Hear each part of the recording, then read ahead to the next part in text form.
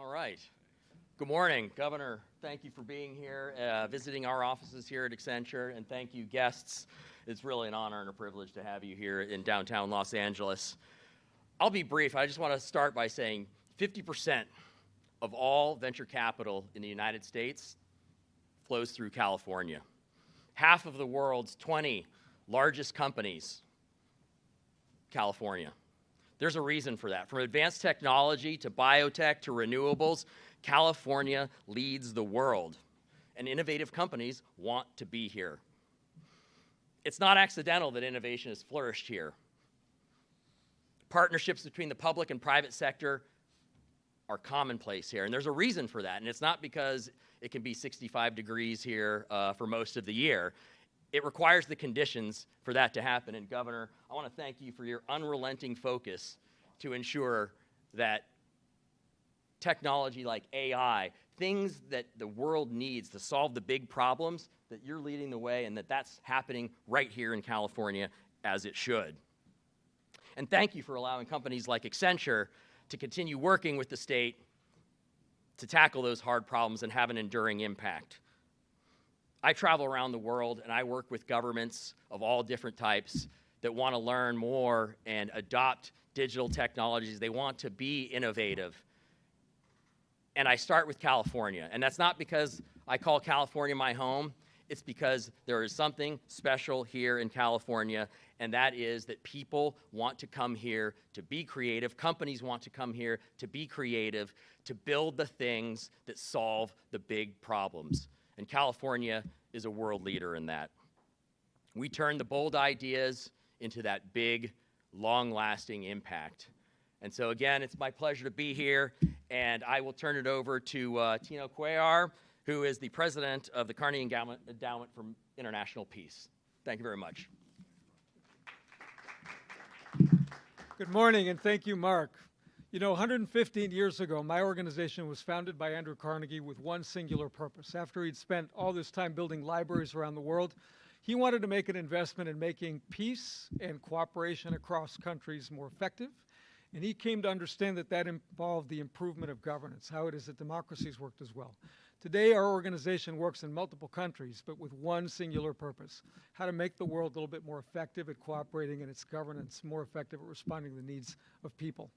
Here in California, we have an enormous opportunity, and my organization, Carnegie, has been pleased to partner with the state of California to take the conversation about democracy to the next level. We wanted to not only ask, how do you protect democracy? How do you make it work effectively? But also, what is the frontier? How do you engage citizens in a different way on the hard problems that government is facing, like rebuilding Los Angeles in a way that is effective and responsive to the needs of all Angelinos? What can we learn from this terrible disaster that has played out here? The answer to that question is found, interestingly enough, sometimes in the hearts and the minds of people all over the state of California. And the question that we've been asking ourselves as we help design a program for the state of California to scale up is, how do you select people to have meaningful conversations, not just the quick soundbite, not just the quick response to a pollster, but the depth that you get when you're having an honest conversation, listening to disconfirming ideas, asking how to leverage your own wisdom and insight. How do you then take those conversations and make them actual input into the decisions of elected representatives and leaders and executive branch officials, integrate that with expert scientific knowledge? And then, how do you use that experience to make sure the citizens who participate learn something and go back to their communities and spread that knowledge as they go? Now, as I've seen this project scale up and seen the interest from the governor and his team, I've been struck by three things that really make this meaningful. The first is, anybody who cares about democracy should know that democracy has a crisis of delivering sometimes. It's not enough to live in a democracy. We have to ask, how can it be more responsive more quickly to the needs of people to build things and to have them respond to their needs? Second, can we learn from the technology around us and not make this all about technology, but use technological tools to improve deliberation? And last, can we make it so that the people who participate in these dialogues don't just feel good about it, but get tangible, clear indications that their input and their ideas are being acted on by their representatives? So for all those reasons, it's been a real privilege to have my organization, the Carnegie Endowment, be a part of this from day one. And now I'd like to introduce somebody who's done terrific work showcasing how this can work around the world, and that is Audrey Tang, who is Taiwan's Cyber Ambassador at Large. Welcome, Audrey.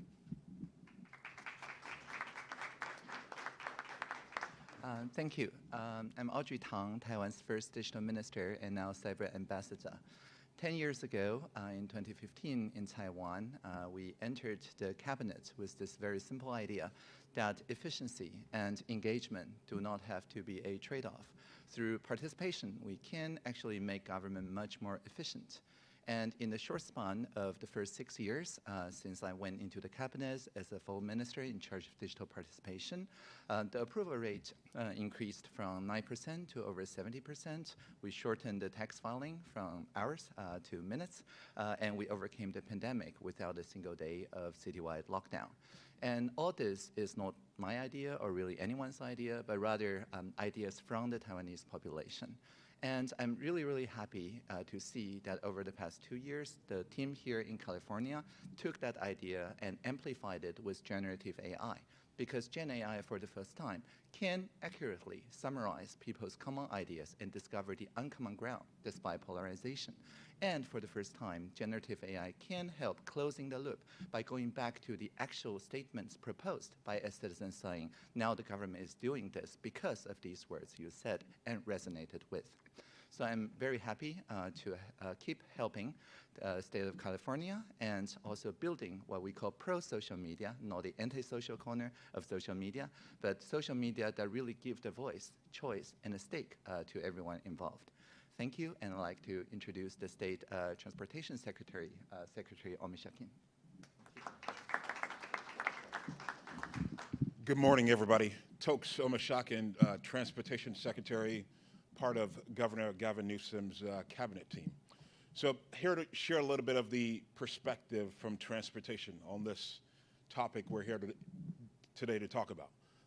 Not only the efficiency of government, but how government can become more effective, and also how government can engage better. Two things I want to briefly talk about. Number one, what we've been doing in the past, and then the sort of renaissance, the takeoff that we've also seen in the last 18 months since Governor Newsom signed an executive order on generative AI. First of all, some of the things we've been doing in the past. Before this responsibility, I was the Caltrans director. And I know for a fact that every major project that you start at Caltrans takes anywhere from 12 to 14 years to get from start to completion. From start to completion, 12 to 14 years, meaning if a child is in kindergarten today and we start a project today, that child will be in college before that project is done, any major project. So the governor challenged us as a part of SB1 many years ago to continue to identify ways to find efficiencies in how we do our work. As a part of SB1 also, there was a $100 million efficiency savings requirement. In that requirement, every single year, we've exceeded that $100 million requirement, many years doubling, and in some cases tripling the efficiencies that we've, and savings that we found to get projects out to our taxpayers more quickly. So delivering projects more efficiently and effectively from Caltrans has been a priority. Number two, as far as some of the things that we've done in the past, the DMV has been a shining star, an example. Steve Gordon, the director there, has really been focused on identifying ways to deliver better service to customers. Any customer that walked into a DMV 6 years ago compared to walking into a DMV today, it will tell you it's a completely different experience. Those wait times significantly shorter. Part of the reason why is because we've moved so many things into a digital platform. 6 years ago, there were only roughly half a dozen, or a dozen actually, a dozen transactions that you could do online, only 12. Today, there are 50 transactions that you can start online at the DMV and complete. More than 40% of vehicle registrations also happen online today. Those are significant jumps from 5 or 6 years ago at the DMV. So a lot of advancement and a lot of improvement. One more example from the DMV, we were just talking about it with the governor, is the mobile driver's license. We now have 1.4 million people in California who have their driver's license in a mobile format. 600,000 are with Google, another 112,000 are with Samsung, and then another 600,000 roughly with the DMV wallet. So a lot of advancements and improvement and effectiveness in delivering services both at Caltrans and at the DMV. Now, specifically to the exciting announcement from the governor's signing of an executive order in September of 2023, by the way, one of the first governors in the country to do so, we were excited from the transportation side to be a part of launching California into this from the government space.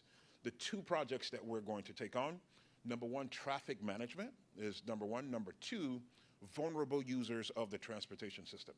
From a traffic management standpoint, California has more super commuters than any other state in the country. More than 300,000 people in our state travel 90 minutes in one direction. So you're talking about 3 hours a day people spending in traffic. So we want to use generative AI to identify the bottlenecks and solutions to be able to address those bottlenecks along our transportation system throughout the state. And I can't think of a better tool to support what staff, our engineering and traffic staff already do. Sometimes what takes months to do, it could take 2 or 3 months to identify solutions sometimes. 2 to 3 months will turn into 2 to 3 days of work once we start to use the generative AI tools to help us identify the problems more uniquely and come up with solutions to address those traffic congestion points. And finally, the vulnerable users of our transportation system, people who are walking and biking in California. I'll tell you, a lot of people don't know this fact, but nearly 10 people a day die using the transportation system in our state. Nearly 30% of them are vulnerable users. So nearly 3 in 10 a day is somebody either walking or biking. So this is a critical issue for us to address on our transportation system. Our numbers can only be compared with Texas, by the way. They're the only other state that has a number that's above 4,000 as far as traffic fatalities.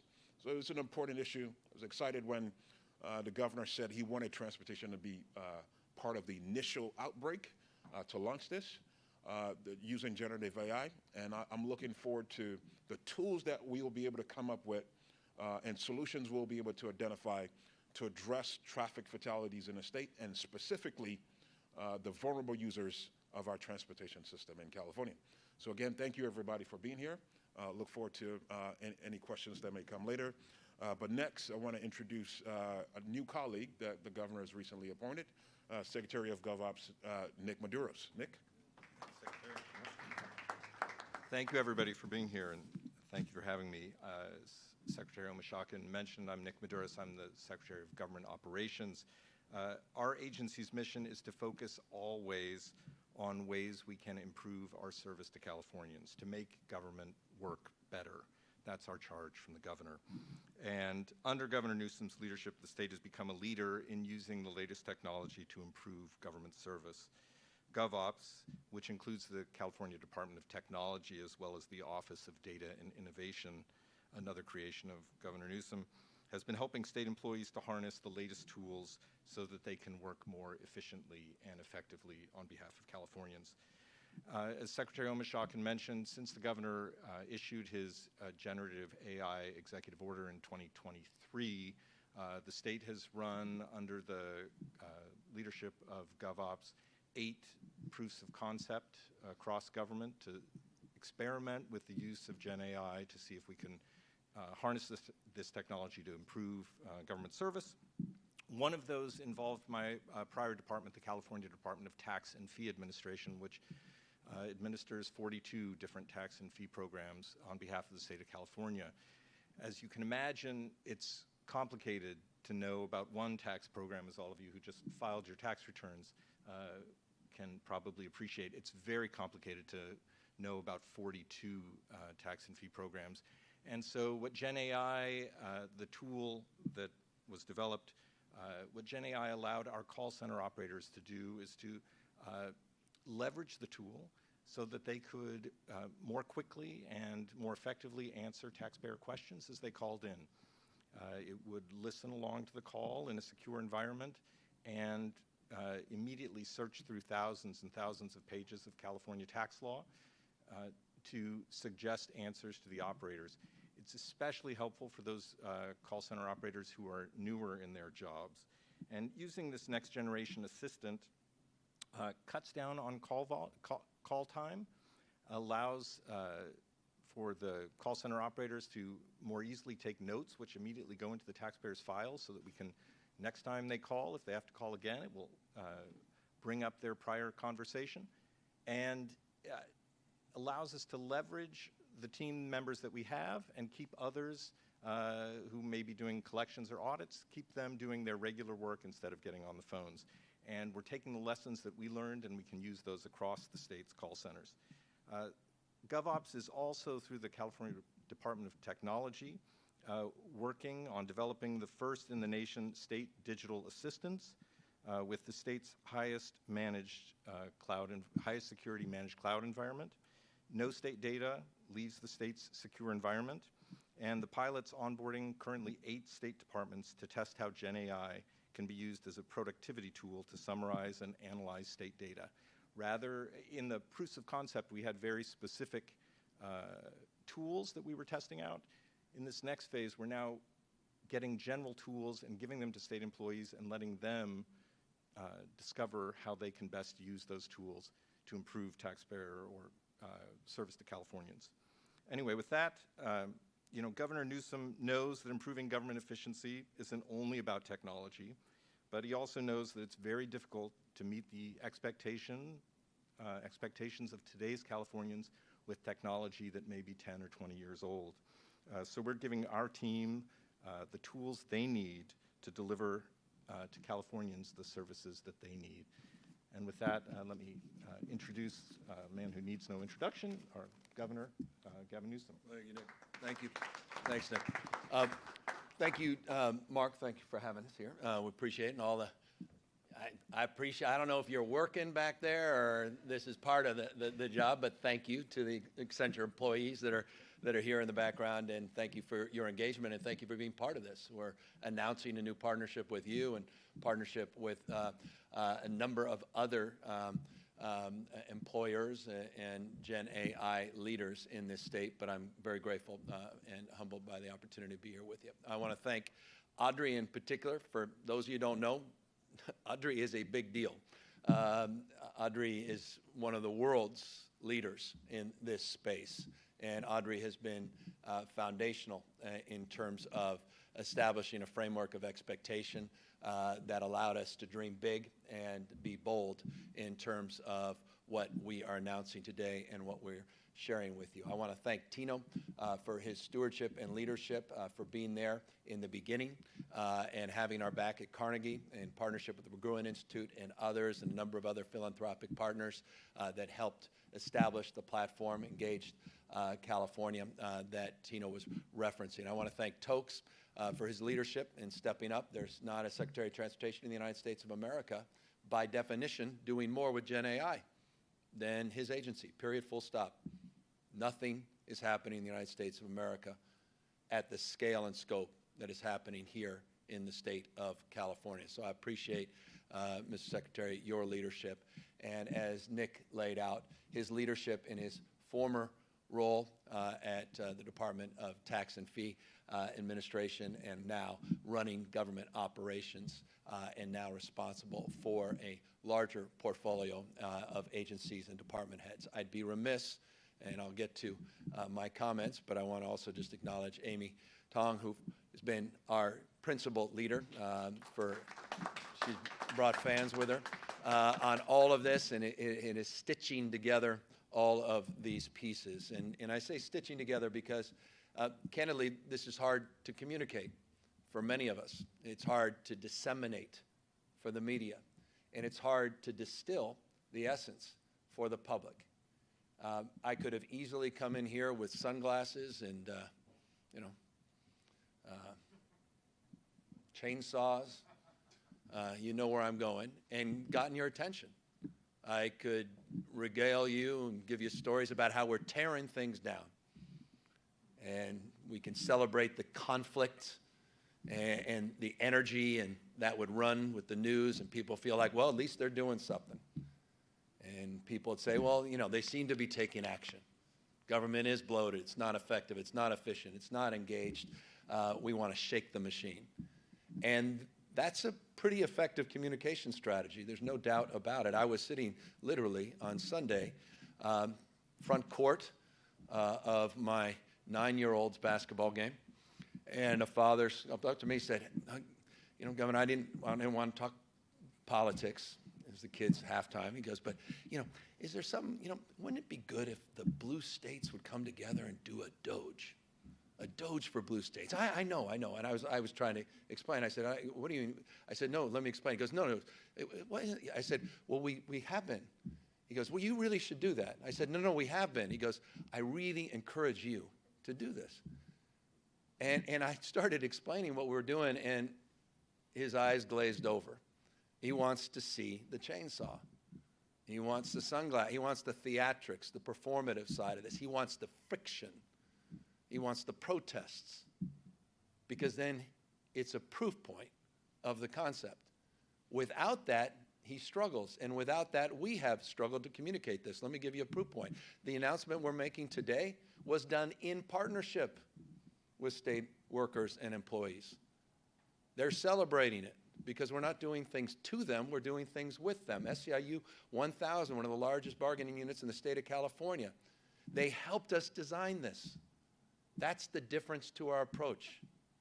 And by the way, it's an approach we began not in response to Doge. When we got here 6 years ago, one of my first acts was to remind people that I wrote a book on this subject matter. I'm not here to promote it, but you can buy it. The best way to buy it is in bulk. Citizenville, how to take the town square digital and reinvent government. And it was inspired by the original Doge back when I was very engaged as a county supervisor with then former Vice President Al Gore and the work they did on reinvent government. And it inspired me. I remember Al Gore working with me as a candidate, and we did something called Great Cities, Great Ideas, and it was really about taking best practices, and we did a white paper on this. And I brought that in some of the work I did in the county of San Francisco, and efficiency plans, and customer service plans, and strategic plans, and focusing on outcomes. As Lieutenant Governor, I put this book together, my thoughts, as it relates to platform thinking, not machine thinking. I was inspired by this guy, David Kettle, who wrote a piece which to this day is perhaps the best piece about government. He said, government is nothing more than a vending machine. You vote, we decide. And you get limited choices. Police, fire, healthcare, education. If you don't like the machine, you shake the machine. You kick the machine. And his argument was government needs to be a platform thinking. And really radically changed my approach to the way I thought about government. Effective, efficient, more engaged government. Not you vote, I decide, two-way conversations.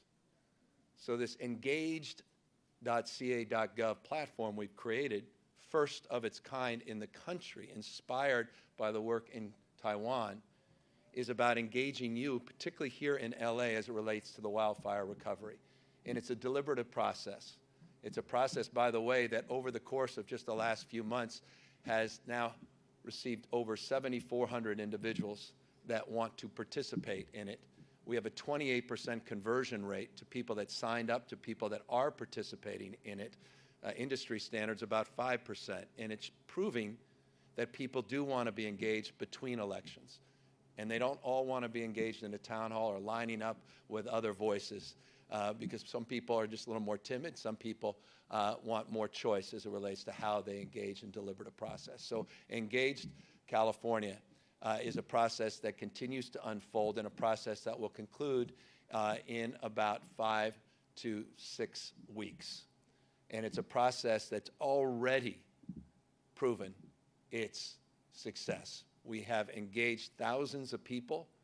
They have engaged each other, and now they'll be in the final phase of a deliberative process to build consensus around what they want to see as it relates to the recovery in Altadena and Palisades. But that's one component part The broader part is the introduction of generative AI and doing it at scale to solve some of the most vexing problems in this state. And we went through a process where we were able to do this because we changed our procurement process years and years ago, something called RFI2, which is just a fancy way of saying innovation ideas, the two, a request for innovative ideas. And it's a sandbox. Rather than going through a long process, as Tokes was describing, that takes years and years and years on RFI, RFQ, RFP, request for proposals, lobbyists getting involved, and people, frankly, protecting incumbency, we created a sandbox to iterate, and people are able to iterate in real time. That's what led to nation-leading technology in firefighting. We announced all that a couple days ago. People always say, well, you need to do more in technology in firefighting. Well, people travel the world to see California's leadership as it relates to the introduction of artificial intelligence and what we're doing as it relates to real-time monitoring and predictive analysis through TechnoSilva and other partners that we have in the space. So we're taking that same mindset in the RFI2 frame into the Gen AI space. Yes, aided by another executive order, but now it's happening. And it's happening at a scale, again, not happening in any other state in the country. And what Nick just referenced is a component part, and I'll close on this. That now we're also engaging in this sandbox with all kinds of AI partners. It's piloted just in these 8 departments. It will spread out more broadly, where everybody's in, where Gemini's in, which is Google, where AWS and Amazon is in, where the folks at OpenAI are in, and others, and employees can start to iterate and choose what they want, learn how these technologies can aid and advance their work to make them more productive, to make them happier, and to provide more choice and more voice for customers, end users, taxpayers in the state. And so that is an exciting space that is a preview into the future that is taking place and shape here first in the state of California. So we talk about this as the 3 E's. E3, we can call it, as it relates to being more efficient, yes, more engaged, and more effective, because at the end of the day, it's about outcome, and it's about results. And so across the spectrum, that's our framework, that's our mindset. We've been at this for years and years and years, billions and billions of dollars of savings, partnerships that have led the nation in terms of paperless transactions, in terms of technological advancements, in terms of the customer service that has been provided, and efforts that continue to this day through generative AI and in tomorrow that will, I think, produce results worthy of your tax dollars. So forgive the long-windedness. This is exciting stuff, but it's hard to communicate in a way that can break through the 5 o'clock news. That said, this is about traffic, LA. So if you care about traffic, you care about getting to work on time, getting home, getting the kids, then pay attention. Gen AI has come to traffic management in this state in a way that doesn't exist in any other state in America. With that, we're happy to take any questions. Thanks. To that point, how do you communicate this? I mean, what exactly are you doing today, and how will it specifically make the lives better of the average person in California? Well, with Tino and others, we're actually having a big roundtable on Engaged California, because we want to take that model, that process of a deliberative democratic model. We want to take it well beyond just wildfire recovery here in Los Angeles. It's interesting, and Audrey can talk about this. This started as an idea in Taiwan, I think, around the issue of Uber versus taxis. And government said, well, what do the people think? And they said, well, we'll just do a poll. And they said, no, a poll is sort of static. Why not have a deliberative process? They said, how do you do that? Town hall? It's a country. They said, no, well, let's use a digital platform, engage everyone in the country, and have this two-way conversation. And that inspired a whole movement that has now inspired our movement in this space, and we want to extend it in all other areas of our democracy here in California. But Audrey, maybe you can explain just a little bit more, because I think this is really fascinating, just that first process as it relates to Uber versus taxi, the past versus the future. Thank you, Governor. So to your question, I think first of all, in Taiwan, when we talked about the Uber issue, we do not use abstract like, is this extractive or is the sharing economy? What's the future of ride sharing? Nothing like that. We simply ask people one very simple question. How do you feel if somebody with no professional driver license driving to work, picking up stranger they met on the app and charging them for it? And so something very specific. And we ask for people's feelings because people are experts in their feelings. And very quickly, we visualized that some people feel sympathetic to the taxi driver, some people to Uber, some people to the rural places, so on and so forth.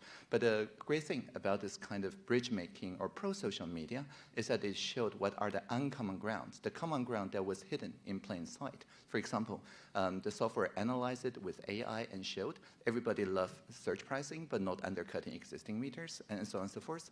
The more nuanced idea came to the top, and instead of the more polarized things being, amplified by the engagement through enragement algorithms on social media, this is the pro-social algorithm that just upholds the bridges made by the people. And so by the end of the 3 weeks, we have a set of 9 very concrete proposals, and then we check with all the stakeholders. And as recently as last year, we also use the same process to deliberate about generative AI's harm, namely deepfakes, fraudulent advertisement, and so on. And again, working with Facebook and YouTube and so on, we settled on a set of very coherent proposals, crowdsourced by us sending SMS text message to 200,000 random numbers in Taiwan, basically asking again, how do you feel about online fraudulent advertisement? That was in March, the stakeholder conversation in April, and we proposed the draft law to the parliament in May, and last July it was all passed. And so this year, when you scroll in Taiwan, you don't see fraudulent advertisement anymore on Facebook or YouTube.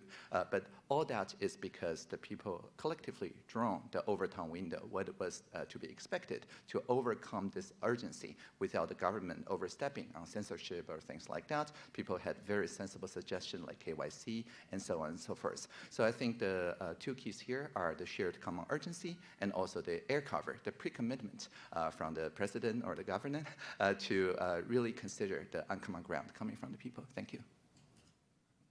So I don't know, this is exciting stuff because it goes to the central question we're all asking ourselves, how the hell can we work together? How do we get along? All these people screaming and yelling, talking past each other, down to one another, how do we find consensus? This is the how. And so we're in the how business, not in the what and why business any longer, and we've created this platform. And it's exceeded expectation already in LA just on this regional wildfire issue. And imagine putting that to use in the largest subnational democracy in the United States, California. And I think it's pretty exciting, limitless possibilities. But to that question of how do you get along, you and Elon Musk used to get along pretty well back in the day. Yeah.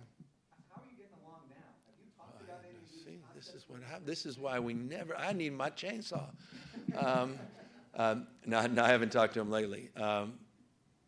Unsurprising, but a lot of folks that knew him for decades haven't talked to him lately. I've talked to a lot of those folks, comparing notes, and hopefully he comes back around. I feel like he's been, there's some new challenges he's facing, and I think, one of them is fulfilling the expectations that he set for Doge, which seem unfulfilled. They haven't come close to the savings they've asserted. And even the savings they have asserted, when you stress test it, shows holes. So I think it's been very damaging, including, by the way, the fact that Doge cut $400 million from AmeriCorps. That was SARS Shriver in 1965. The best of people coming together across their differences for shared experiences in service to our nation. That was a baton that was passed from Republican administrations to Democratic administrations, just eliminated, wiped out $400 million while we're advancing our 16th lawsuit against the administration. If that's his legacy, it's tarnishing the legacy that he should otherwise be proud of, creating one of the world's great automobile companies and rocket companies.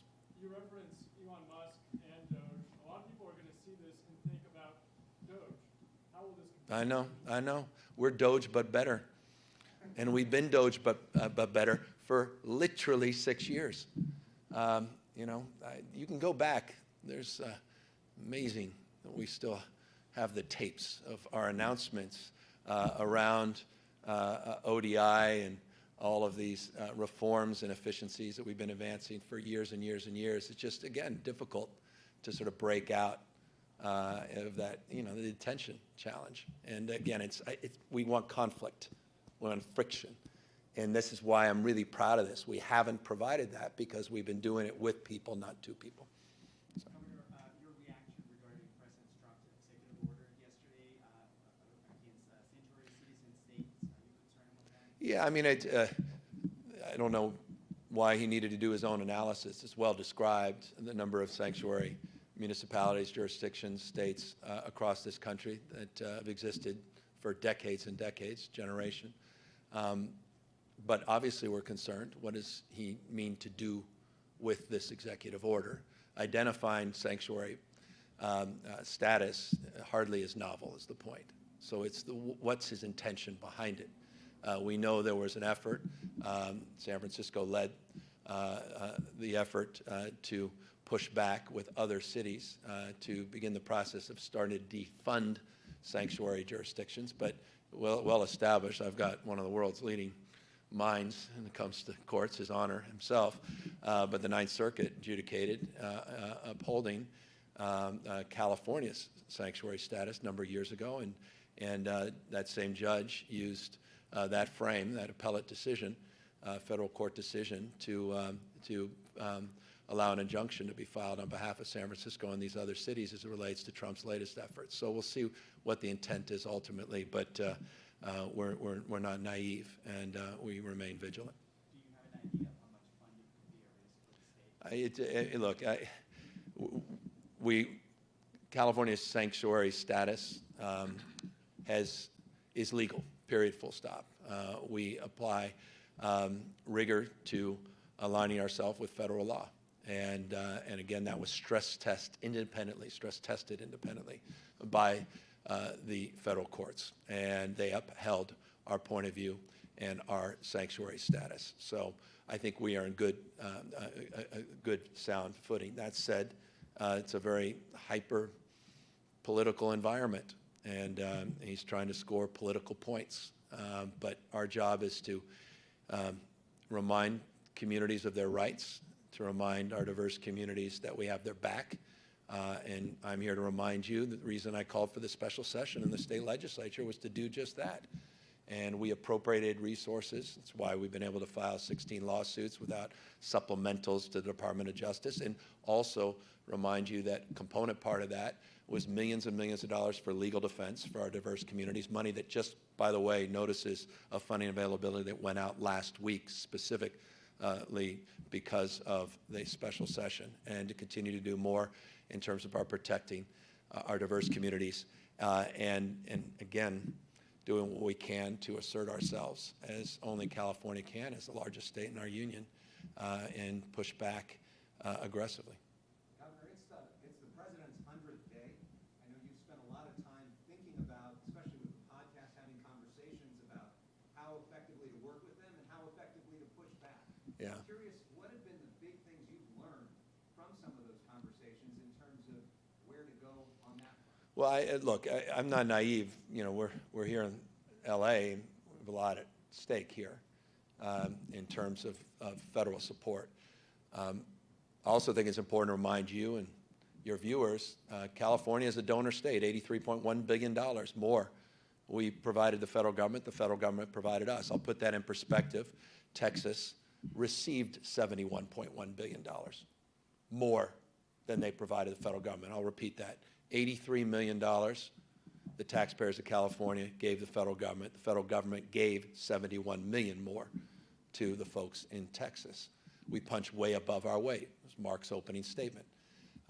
And so we feel we've done a lot, and we feel the people of Southern California deserve that support in return at a time of emergency. So our approach remains steady after 100 days, open hand, not a closed fist when it comes to these areas that are non-political. For me, when it comes to emergency preparedness, emergency management, emergency response, and recovery, that's not political, it's non-negotiable, and you saw that approach as it relates to Trump and COVID in relationship to the 2 years I served as governor under his first administration.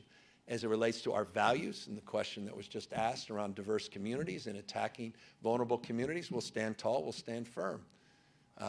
Going after things we hold dear across the spectrum of issues, from environmental stewardship to areas around service and the contributions of our diverse communities, we will assert ourselves, and we'll do it boldly and firmly. And so that's the approach. We're trying not to be performative. We're trying not to extend sort of virtue signals. When something is critical and important, we'll assert ourselves. Otherwise, we try to sort of avoid moving in too many distracted directions. Last question. Governor, you mentioned the wildfire relief. Are you satisfied with the federal response, and are you worried about the future? Well, I'm not only satisfied, I've been inspired by the partnership with the U.S. Army Corps of Engineers, by the federal EPA. We were able to move more quickly with phase 1 of the hazardous debris removal than any jurisdiction in decades, and we're on pace to do the same as it relates to the main debris removal, getting that done in a number of months, which would be historic and unprecedented. So at the moment, I'm extraordinarily satisfied by that partnership. There's been no politics to date in this space, and you've got to call balls and strikes. And I want to also just make this point. I spent 90 minutes with the president in the Oval Office. And I don't think this, I know this. He put the EPA administrator on a speakerphone, surprised him, got him at the airport, and said he was here with the governor of California, and he wanted to know the president right then and there. He was going to do everything in his power to get things done for the state. That the president, long-winded point, the president himself has been directly engaged and supportive of the recovery efforts to date. And that's remarkable, and that's important. The people of the state know.